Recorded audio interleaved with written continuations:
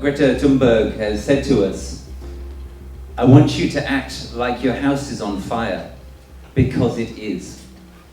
And I think every time we hear the words fire alarm from now on, we should think, yeah, that's what we need to keep on doing, actually, sounding the alarm.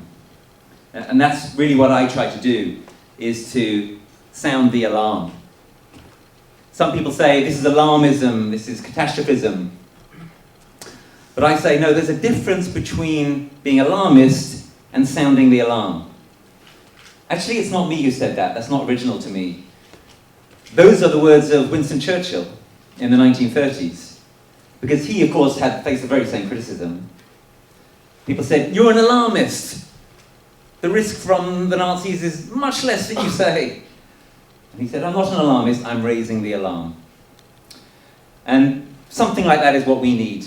A wartime mobilization where we don't wait until it's too late before we mobilize, but act ahead of that. So we need to sound the alarm. So here's my title for this evening. I hope to justify it during the talk. But I'm going to start out with stuff that might not sound terribly hopeful. Some of you might think, and certainly there's lots of people outside this room who think, that I am and we are being alarmist, that actually it's not that bad, that there is an international plan to save us from the looming catastrophe of the climate crisis. And they think, they hope, that the Paris Agreement is going to save us. I'm going to turn in a moment to tell you briefly, and I'm afraid fairly definitively, why it almost certainly isn't going to. But before I do that, I want to give you an even more, if you will, immediate and concrete and visceral wake-up call. Which is to say, as many of you will probably be aware, that the heat that we're experiencing here in Brighton today is as of nothing compared to the heat which they're experiencing in much of southern Europe and in much of the Indian subcontinent, and in fact in quite a lot of the world right now, today. And one indication that we are very definitively on the wrong track is that people have died today in India and in France from global overheating. Probably a very large number of people, but we know for a fact that people have died today in those two countries as a result of the baking of the earth which is going on. And that really brings home that this is a very immediate thing. People who are alive this morning, who would, maybe in another life have enjoyed being here talking about this important topic, are dead. Because we are acting far, far too slowly on this. So I want to do something a little bit unconventional, which is I want to urge you to join me in a minute's silence in memory of the people who have died today from this problem. And those of you who are able and willing, I'd like to ask you to stand and join with me for 1 minute to remember those people.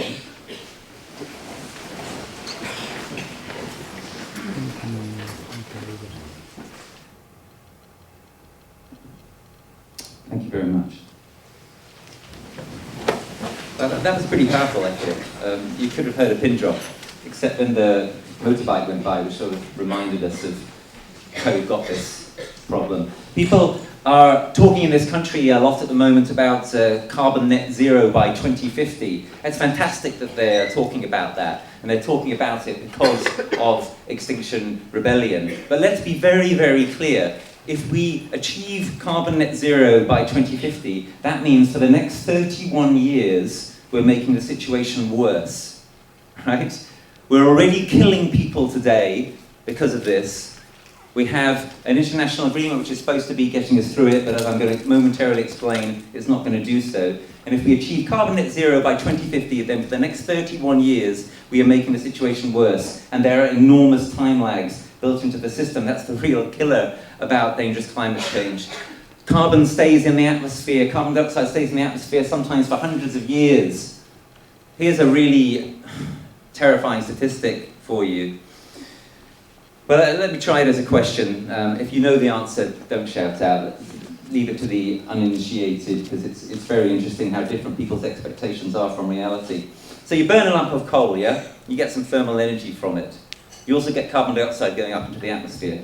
What do you think is the ratio of the heating effect of the heat you get from burning the coal compared to the heat you get from the carbon dioxide in the atmosphere from that one lump of coal? How do you think it compares? Do you think you get twice as much heat from the coal as you do from the carbon dioxide effect, or twice as much from the carbon as from the coal? Anyone want to shout out a guess? 16. 16 times, what? 16 times as much from the atmosphere as from the coal? I'm afraid it's more than that. More heat. What's that? 16 times more heat. Yeah, yeah. Any higher guesses for the greenhouse effect compared to the thermal energy? 1 to 1? No. Apparently it's about 1 to 100,000. Yeah. Because think about it. The carbon stays in the atmosphere for hundreds of years. Day after day, it's heating us up. Yeah? You burn the coal, that lasts for minutes. The carbon dioxide is up there for hundreds of years. Every single day, it's overheating us like glass in a greenhouse. Yeah? We are in some very, very serious doo-doo. Won't international action save us from that? No. Why won't Paris save us? So the Paris targets are inadequate. It's widely agreed by scientists. They're not enough to keep us to within 2 degrees, let alone 1.5 degrees. But it's much worse than that, because the pledges made by countries towards those targets don't go anywhere near actually meeting those targets. They would take us to somewhere around 3 degrees. But it's much worse than that, because the pledges are not going to be met on anything like a business as usual path. Virtually every single country has plans to make the climate change situation worse. Virtually every single country has massive plans for airport expansion, for infrastructure expansion, for expansion of the amount of intensively farmed agriculture that there is. And if you have a conflict between the climate change minister on the one hand and the Chancellor of the Exchequer on the other hand, take a wild guess which is more likely to win. At the present time, we know very well which is more likely to win. The growthist imperative, so-called imperative in the economy, which I disagreed with Andrea Leadsom about this morning on the BBC, is pushing us further and further off that cliff. And as I say, remember all the time, there are massive time lags. If we stop doing everything problematic tomorrow, if we stopped all carbon emissions tomorrow, the situation would carry on getting worse for at least another generation, probably a lot longer. Right? So we are very, very far up without much in the way of a paddle. It's even worse than that, because in order to meet the Paris obligation targets, countries are committed to negative emissions technologies, also known as geoengineering. What are those technologies? It's things like mirrors in space to deflect the sun's rays so we don't have so much heat hitting the Earth's surface, and artificial machines to suck carbon out of the atmosphere. I think actually there's some much better machines available to do that job. They're called trees. We might come back to that. So there's only one problem with these negative emissions technologies, which the Paris Agreement depends upon in order to work. They don't exist. Actually, there's another problem as well. Even if they did exist, they'd probably be extremely reckless things to employ. Imagine, for example, that you weren't able to sustain their continued employment after you started relying on them, and that's quite likely given the dreadful future we're almost certainly heading into.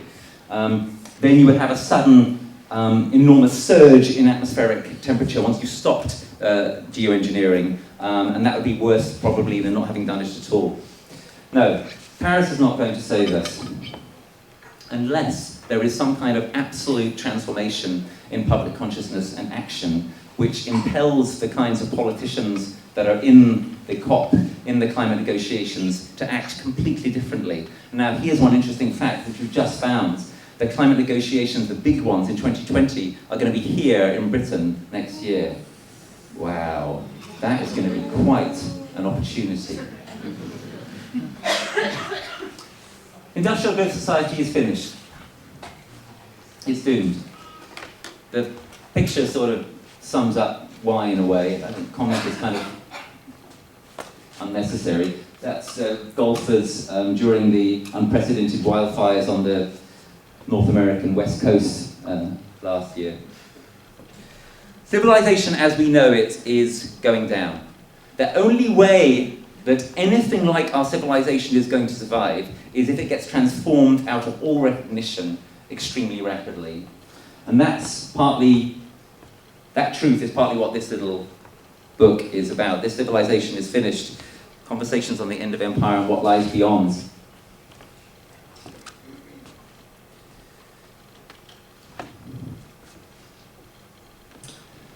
There are three realistic possibilities for the form that the end of industrial growth society will take. Firstly, it could collapse utterly. That's an image of the Earth, obviously, and the reason I've included it is so you can see the extreme thinness of the atmosphere, which is worth reminding oneself of. The atmosphere is about as thin as a layer of cellophane around a football. Gives you a kind of idea of the comparison. And that's what we completely depend upon. And if we royally F it up, then civilization, as we know it, will collapse completely. Does that mean human extinction? I think that's actually very unlikely, but it can't be ruled out any longer. Don't take very much consolation from human extinction being very unlikely.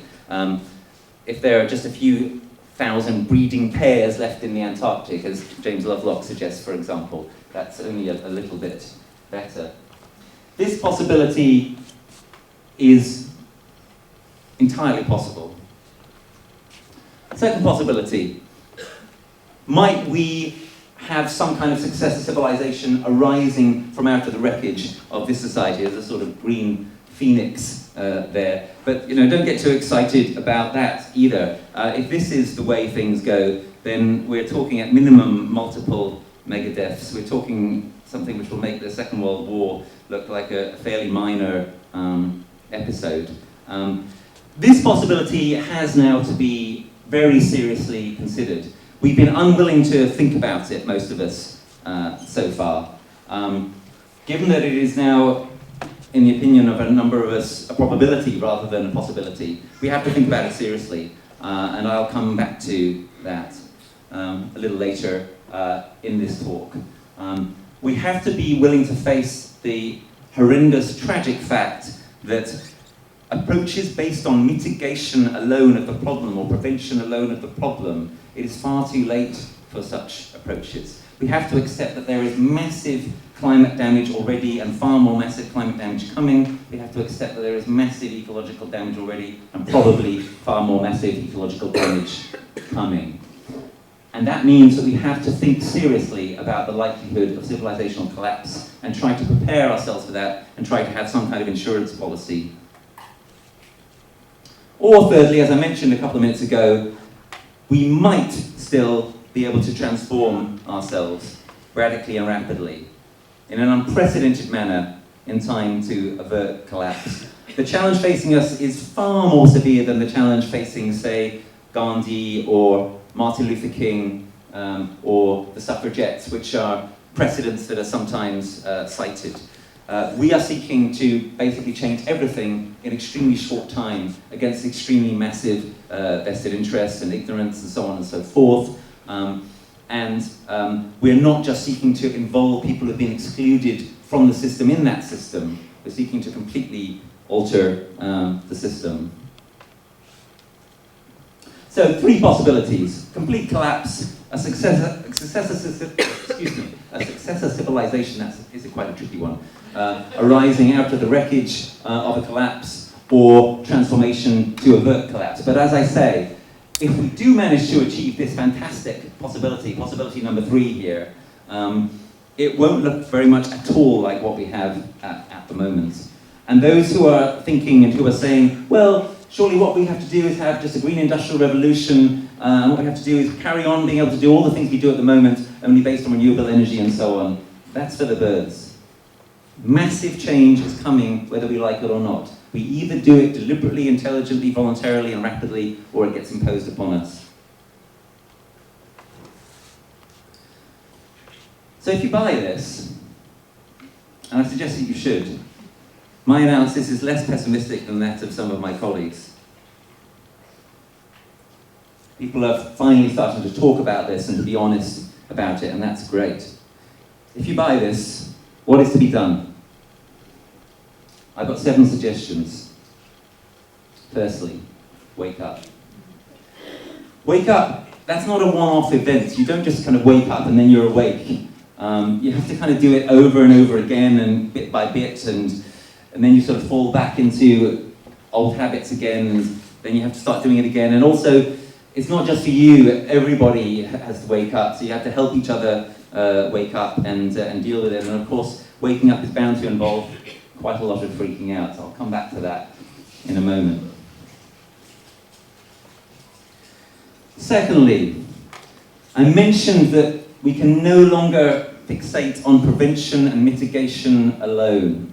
That's been the emphasis of the green movement, the environmental movement, and the climate movement for a long time. How do we fix this? How do we stop this problem? It is too late for that. We are going to have to adapt to a changed future. The question is how we adapt. Do we adapt in a conventional, kind of shallow fashion? Do we just do things like build higher sea walls and build higher flood defenses forever? That's not going to work. That has an enormous carbon cost. That's very fragile, and that perpetuates the illusion that we can essentially keep going as we are, only with a little bit more protection, as it were. No, that's not going to do it. What we have to do is transformative adaptation, which is basically what this book is about, Facing Up to Climate Reality. Transformative adaptation is adaptation that goes with the grain of the kind of fundamental changes we need to make, the transformation we need to make anyway. And transformative adaptation is adaptation that is compatible with a simultaneous effort to continue mitigating, which of course is absolutely vital. So the image here represents the kind of way that we should be thinking about dealing with increased flood risk and increased freak rainfall events, and they're not really freak rainfall events anymore, they're only freak rainfall events compared to the past reality which has gone. Namely through using things like natural flood defences, wetlands, beavers. I was asked this morning on the BBC, do I think that beavers are a good idea? And I said, yeah, you know, it's great to have creatures that are not only gorgeous and furry and so on, but actually make natural flood defences for us better than we can ourselves. What's not to like about that? And if you do this kind of thing in the right way, it sequesters carbon at the same time. So that's one little example of transformative adaptation. The third thing we should do, we should accept that the effort to transform society may well fail for the reason that I gave 5 minutes ago. The situation is so dire, the changes needed so great, we can't bet on it being achieved. Therefore, we also need what is called deep adaptation. And deep adaptation is adaptation that is premised on the possibility or likelihood of collapse. Deep adaptation means things like preserving seeds for future generations after a collapse event. So this is the marvellous seed vault at Svalbard in the far north. Svalbard will be known to some of you from Philip Pullman's His Dark Materials as a land of great ice and snow and armoured bears. The ice and snow are there. Sorry to disappoint you on armoured bears front, any children in the audience. But there is this marvellous seed vault, which is not in the book. And that preserves a huge variety of seeds, hopefully through many unanticipated disasters in the years to come. Some of you will be aware that unfortunately just how difficult this task of deep adaptation is has been revealed by the fact that recently the Svalbard seed bank started to melt because of the unprecedented Arctic warming, which of course is one of the most terrifying things that is happening. I'll come back to that. So this is a huge challenge. Other examples of deep adaptation, we need to rethink nuclear power. There's been a long argument about nuclear power, and some people who are sort of green inclined have said, well, it can help us cut carbon emissions. And many of us have said, no, that's really the wrong way to think about it. This is a poison, it's too slow. Actually, it has a very high carbon cost because you've got to guard the waste for extremely long periods of time into the future. And that's actually the clue to what changes the whole debate here, when you start to think about the possibility or probability of societal collapse. Do we really want to go into a future where significant portions of the world, including possibly here, are facing civilizational collapse, are going through it, and have nuclear power stations and nuclear waste aplenty, basically unattended and going rogue? Just think about it. Are you aware, for example, that nuclear fuel rods, after they're spent, they need to be kept cool for hundreds of years? Are we certain that that's going to be able to happen in every nuclear power station in the world for the next few hundred years? What happens if they are not kept cool? Well, they quickly boil dry, and then they spontaneously ignite, and then they will burn for decades or hundreds of years. Burn fast, toxic fumes into the atmosphere, potentially for hundreds of years.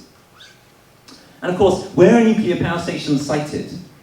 Well, virtually every single one, because of this need for cooling, is on the coast. What's going to happen to the coasts? We know what's going to happen to the coasts, right? So there's the risk, the built-in risk of the kind of overwhelm that you saw at Fukushima, multiple nuclear meltdowns. Anybody?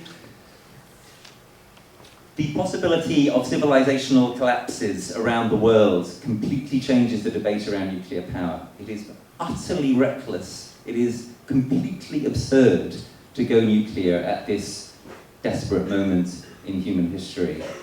Part of deep adaptation is making nuclear power stations and making nuclear waste safe as best we can. It's going to be bloody difficult, but as best we can to guard against the risk of those things happening.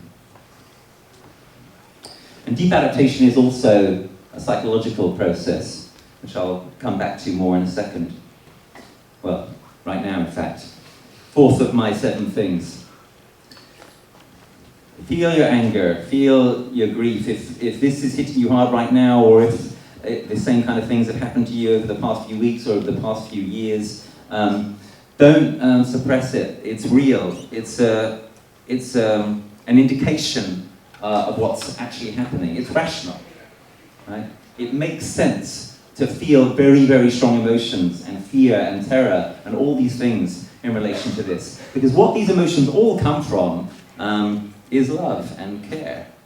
And what these emotions all come from is our sense that it shouldn't be like this and it doesn't have to be like this, but yet it is like this, and how terrible especially for the younger people, and that's absolutely true. Although, we're at such a late stage now that don't just think, oh God, I can't face this in terms of what it's going to do to my children. Unless you're very old, worry a lot about yourself as well.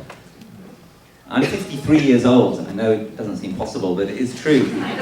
And I'm really worried about my old age. I mean, I'm worried about, well, will there still be a good NHS and all those kinds of things. But my main worries are much more basic than that. I'm worried about things like, am I going to have food when I'm 65 years old? And it's more difficult for me to, grow my own or whatever. Last year in the absurdly hot summer that we had here, lots of crops were becoming baked and their yields were massively dropping. In East Anglia, where I'm from, for example, the onion crop went down by about 40%. And that ultra-hot summer stopped in July, remember? It could have gone on into August, into September. That could happen next year. Britain produces 60% of its own food net. If you're thinking something like, God, this is terrible for the people of Bangladesh and the people of India, of course it is, and it's worse than it is for us. They're facing temperatures today of 50 degrees, and that's why people have been killed today in those countries. But there are some parts of the developing world which might have it better than us. Some parts of the developing world, so-called, that can feed themselves, and we cannot. And unless we change that down quickly, unless we massively reduce food waste, unless we massively move down the food chain, then we might be facing a situation in a few years' time, or even next year, where we're unable to feed ourselves, and there are many, many countries in the world saying, well, look, we're really sorry that you can't feed ourselves, but we're just struggling to feed our own people. So, tough, Britain, you should have seen this one coming. We are absolutely not immune to this. You're not immune to this if you're in your 50s or 60s or 70s. You're not immune to this in this country. In a certain sense, we really are all in this together. So let's feel our feelings about this. Now, this is one of the reasons I think why Extinction Rebellion has been so successful, because unlike previous environmental movements, it hasn't said, let's keep optimistic, let's give you rational policy solutions, and surely people will arrive at them and will agree with them and eventually will win. You know, we saw how well that worked. But what Extinction Rebellion is saying is, no, let's be absolutely outraged. Let's be ourselves. Let's be ready to feel the fear about this stuff, which is very real, and to feel the grief and more. And like I said, the reason we feel all these things is because we care and because we love and because what's happening is wrong. The fifth thing, the most important of all. Rebel. Why? Well, we've got very little left to lose. And the time is now for non-violent direct action. Previous approaches have been tried and failed. I'm not saying to stop them. We need everything. You know, I want you to carry on voting. I want you to carry on doing things yourself, like flying less, and I want you to lobby your MP and so on and so forth. But the idea that those things all combined is going to be enough is, again, for the birds. We need something drastic and real and rapid and collective now. And that is what we are being offered.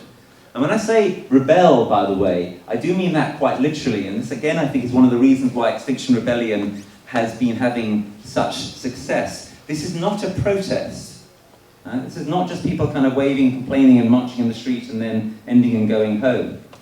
The idea of this is to say, we do not accept the legitimacy of a government which is condemning us to the future that I've sketched so far. How can a government be legitimate which is planning to make things worse for the next 31 years and to probably crash our civilization and possibly render us extinct and certainly render many of our fellow beings extinct? How can that be a legitimate government? It's not. So we're entitled to rebel. And that is what we should do, and that is what we've, of course, been doing. That's an image from Waterloo Bridge in April. Second half of April, that's what Waterloo Bridge became. God, I have to tell you, those of you who weren't there, it was bliss. It was such a lovely place to be. It was my favourite of the 4 fantastic sites that we took and held for most of that fortnight. You had the skateboard park, you had the cyclists coming through, the commuters. And as the rebellion went on, actually we got more and more sympathy from the people who were using Waterloo Bridge in this radical new way. The real garden bridge is what I started calling it.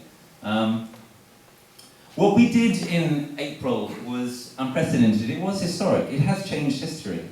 It has been absolutely transformative. It's exactly what myself and others like Gail Bradbrook were trying to do when we set about launching Extinction Rebellion last autumn, and exactly what most of us never really dared to believe could work as well as it has worked. And it's been very liberating as a process, you know, it's been wonderful enjoying a space like that as public space, and being liberated from the idea that you have to avoid arrest and be a good, upstanding public citizen. And be liberated actually from the absurd idea that you have to try and carry on being optimistic and putting on a brave face when you don't actually feel optimistic at all, and when something inside is screaming at you to say, my God, we've got to do something much bigger and much faster, otherwise it's all going to be for nothing. Here's our demands that many of you will be familiar with. Demand number 1, which we sum up as tell the truth. Actually, the demand is phrased that the government must tell the truth, but I like to also say it's also about us telling the truth. And that's why I give these talks. We mustn't fool ourselves, we mustn't fall back into the old mistake that the old environmental movement made of trying to pretend to ourselves and to everybody else that if we just put up some more wind turbines and some more energy-efficient light bulbs, that everything is going to be okay. We have to tell the truth about the need to adapt as well as to mitigate. We have to tell the truth about the stakes. Second demand, net zero by 2025, not 2050. I mean, people say net zero 2025, that's a very difficult demand to meet. And I say, well, it's still making things worse for the next 6 years. People say it's impossible. Of course, nothing is impossible like this if you really want to put your mind to it. The only question is, what are going to be the costs? And of course, there are going to be costs. Some industries will have to be phased out. One of the things I like about the 2025 demand is it makes it impossible to think, oh, well, we can do it all in due course if we switch to having electric cars and more solar panels and so on and so forth. With 2025, some industries are going to have to be phased out. Some cars are going to have to be phased out. Some power stations are going to have to be phased out. This is the kind of thing we will do if we are actually serious about addressing the existential threat of this crisis. And the third demand says we need a citizens' assembly to do this. The conventional democratic system has shown that it's not fit for a purpose. There's another reason, by the way, why the citizens' assembly route is very smart. And I think politicians have just started to figure it out. Macron has figured it out in France. And it's basically this, that if you devolve some of the decisions around how to get there, how to get to net zero 2025, how to stop the massive biodiversity loss, how to start serious adaptation, if you devolve some of those decisions to a citizens' assembly, then you don't have to take all the blame and do all the leadership. You can say, oh, it's not just me, the people themselves are saying it. So it's okay for us to make these legal changes now. This actually could end up being the best friend of those more intelligent politicians who are willing to wake up to this crisis. So those are our demands. And here's our greatest single ally, who I mentioned earlier, Greta Thunberg, who when she was with us in April, I was there at the Guardian meeting where we asked her, do you support Extinction Rebellion? And she gave a very simple one-word reply, yes, which is rather splendid. And of course what she's done in launching the climate school strikes movement has been another vital part of the sort of fantastic transformative pincer movement that really took flight earlier this year. And often when I'm on the media and they ask me questions like, well, why are you doing what you're doing? Why are you doing something so extreme? I reply by saying, well, we're doing this because we're in solidarity with the school climate strikers, with the children who are out there chanting things like, save our world. It's a very poignant chant, I think, that. Save our world, they say over and over again. So it's up to us, adults, to have a go at saving it. And what they also say is, what Greta and her colleagues say is, we're begging for our lives here. And that is the terrible truth, that they're begging for their lives. They're begging for the right to have a life at all. And we are obliged to step up and answer that call.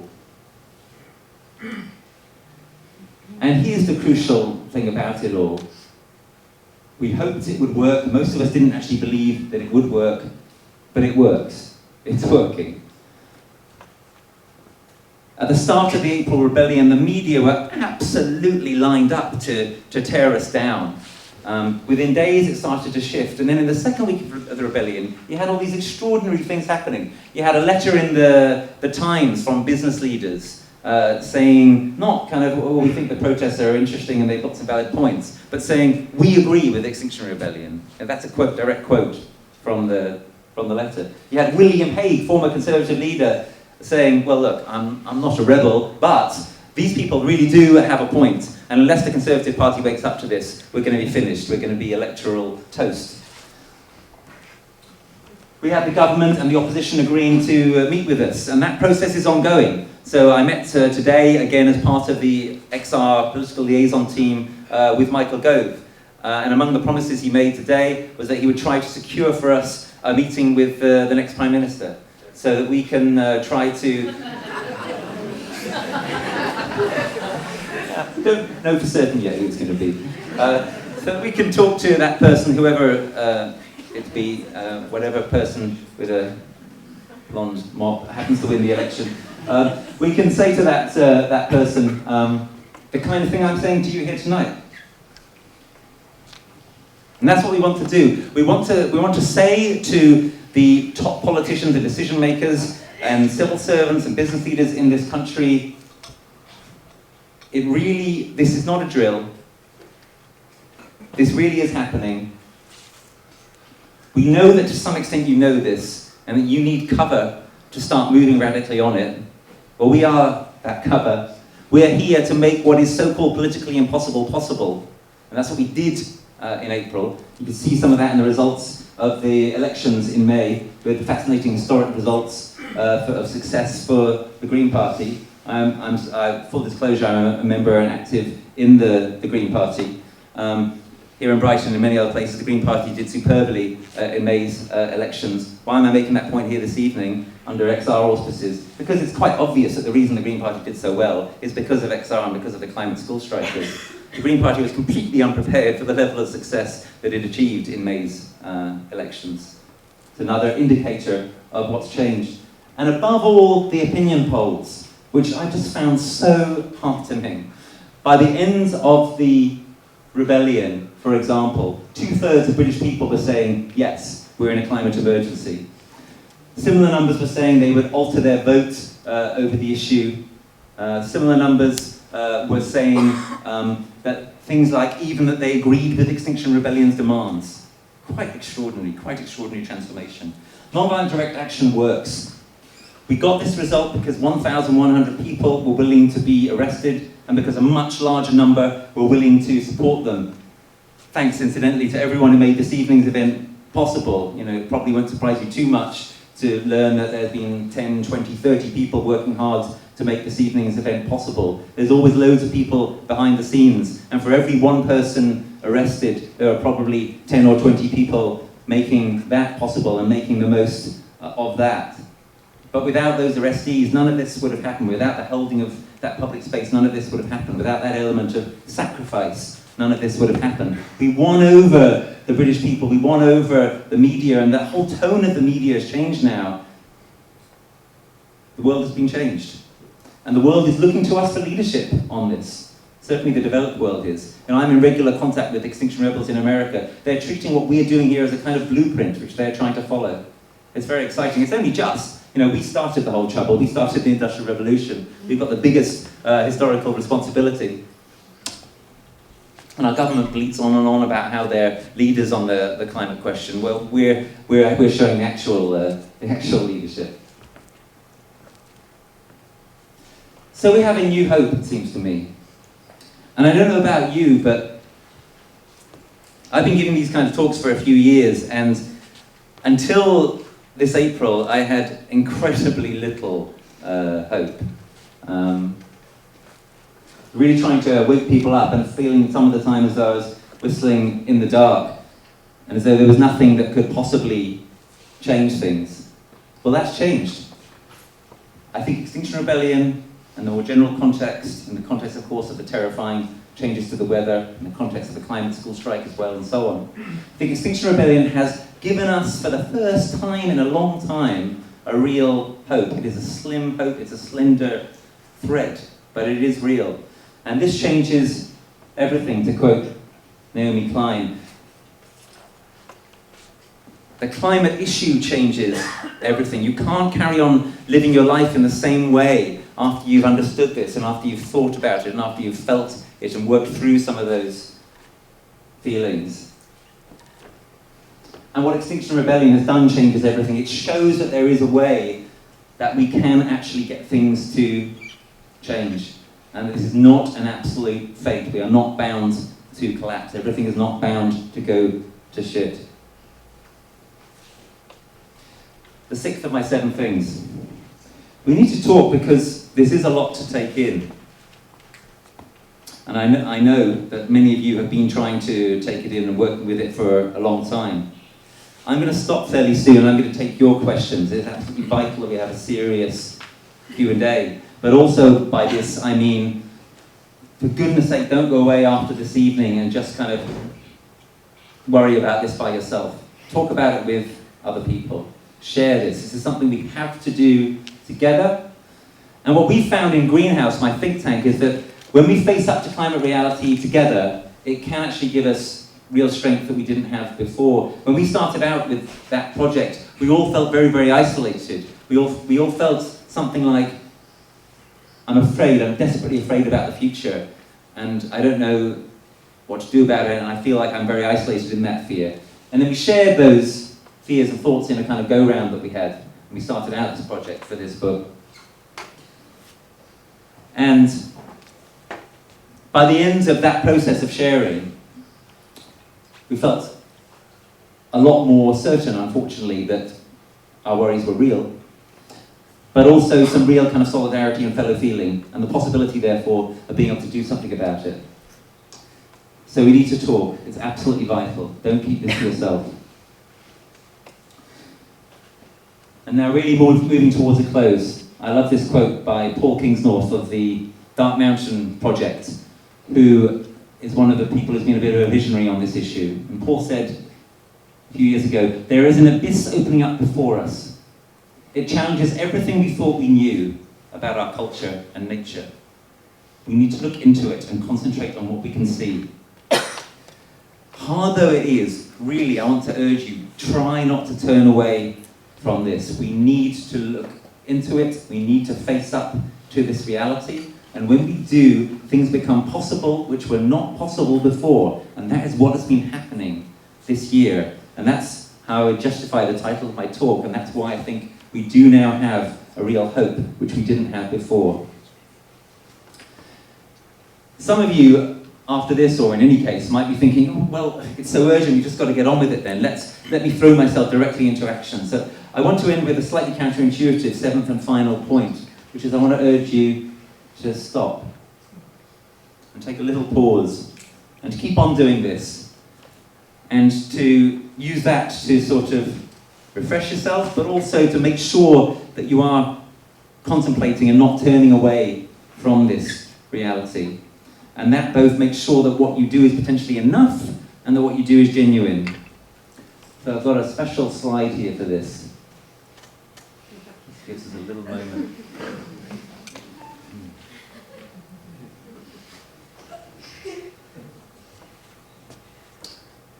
Okay, that's about it. But I'm going to end with this lion. What is the significance of the lion? All right.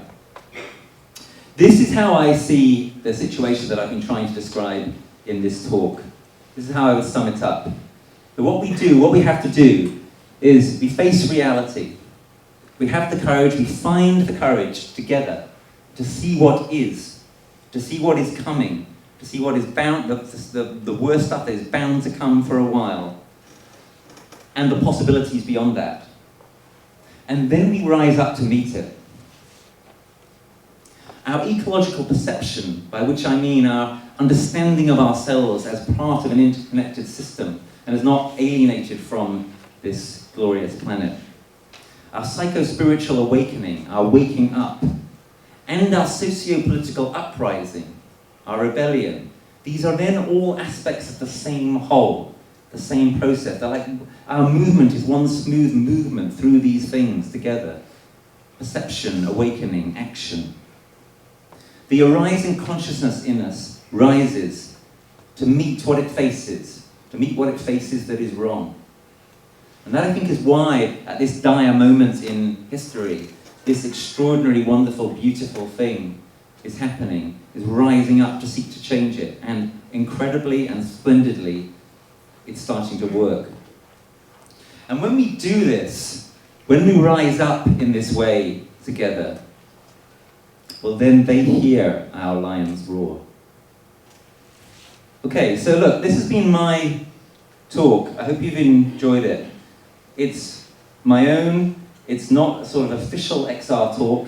If you want an official XR talk, if you haven't seen one, then I would urge you to watch one or to go to one. The easiest and in some ways best way to do it still is to watch my colleague Gail Bradbrook's wonderful talk, Heading for Extinction and What to Do About It, which covers some of the same ground as mine, but sort of covers it in a slightly more sort of official XR-y kind of way.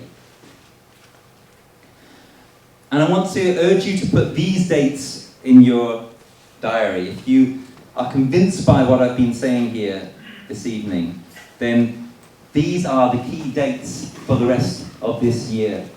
In late September, the school climate strikers have called a strike for adults. This is a very ambitious, audacious move, and I think we need to try to help them make it work. And that's supposed to be running from Friday the 20th to Friday the 27th of September. So look forward to that and plan on that and maybe organize around it. Maybe you can organize in your workplace around that. We need to be in solidarity with them. This is going to be a huge, unprecedented event. and I'd urge you to put it in your diary now.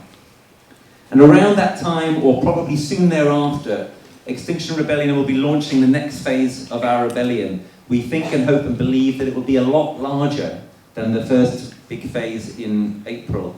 In April, we accomplished the extraordinary things we accomplished with only about 8,000 to 10,000 people willing to take nonviolent direct action on the streets. Imagine what we could do with 20 or 30,000. Really, imagine it. Imagine the kind of transformation that we could unleash if we had that kind of number. And I think it's entirely possible that we will, because, you know, I do a number of these kinds of talks, and people quite often come up to me and say, you know, God, what you guys did in April was so great. I'm going to join in next time. There's a lot of people doing that, and there's an awful lot of people who did it the first time, who found it so beautiful and so liberating and so important that they want to do it again. We don't know yet what will be the date of the resumption of the rebellion. It may be October the 7th, it may be earlier than that, but if you put October 7th in your diary as a probable, or at least a possible, you won't be going far wrong. Anyway, the long and the short of it is, around this period in the early-ish autumn, this is going to be the most important period this year. And again, to come back to what I said earlier, we know now that this works, and we know now that it is more significant, it's potentially more transformative than so many other things that so many of us have been trying to do for so long, whether in electoral politics or NGOs or individual action or local community action. There's a reason why rebellions and revolutions tend to focus on the capital city. You know, that's where the media are, that's where the elites are, that's where the government is. So we're going to be back there early this autumn, and I would love to see every single one of you in this room there, either willing to risk arrest or in some kind of support role.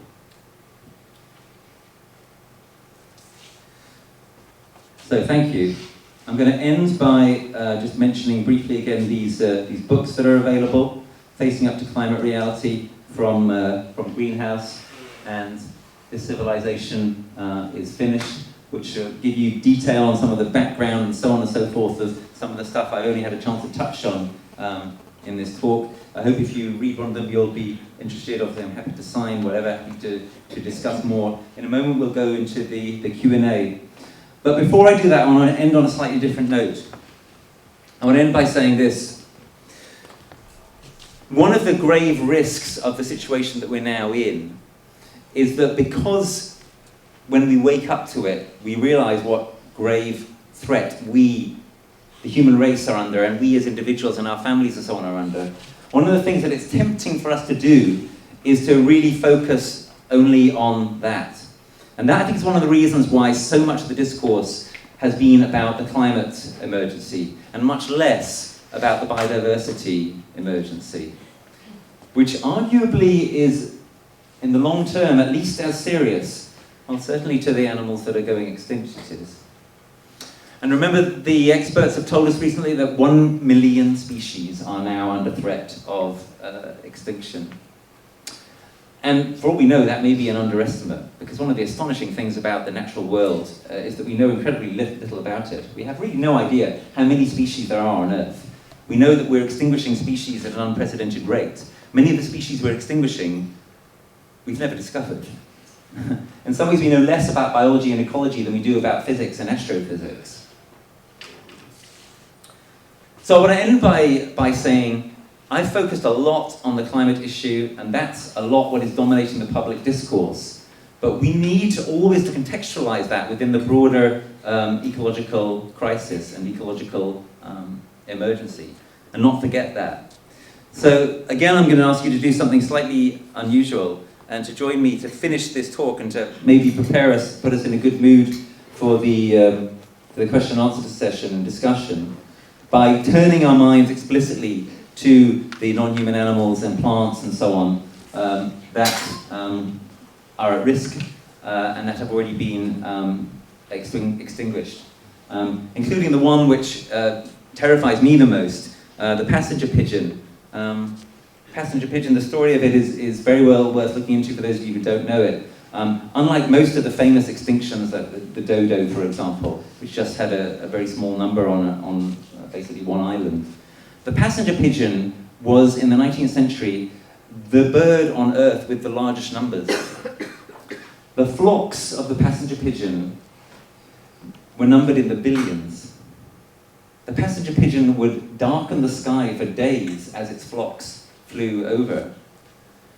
And over a period of about 50 years, human beings rendered it extinct. It is absolutely terrifying and appalling.